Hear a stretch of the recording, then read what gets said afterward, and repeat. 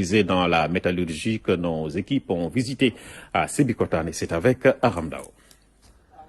Ces règles d'hygiène à l'entrée de l'usine, ces masques qui barrent les visages, les seuls rappels apparents du Covid-19 dans ces lieux, le rythme est ici celui des jours ordinaires et le cœur de métier, le fer à béton, suit une production normale malgré l'épidémie.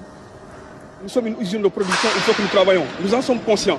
Mais nous sommes conscients aussi de la santé du travailleur. Parce que si aujourd'hui on n'avait pas respecté toutes les mesures de sécurité, on ne pouvait pas se permettre de travailler.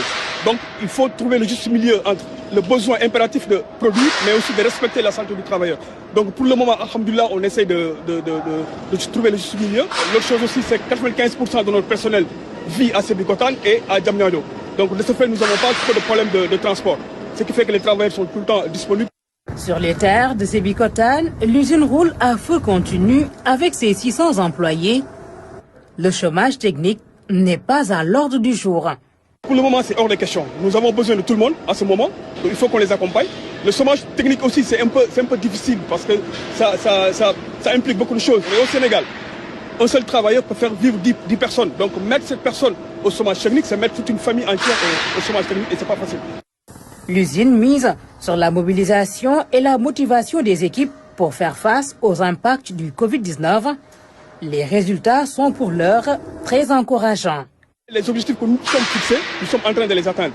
Donc voilà, en gros, aussi, on a des primes de motivation. Il y a aussi une démarche citoyenne.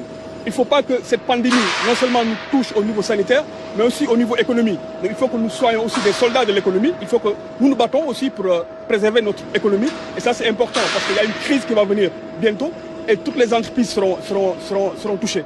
Donc l'important pour nous aujourd'hui, c'est de pouvoir sauver les acquis. Et ça, c'est important. Il faut que nous produisions.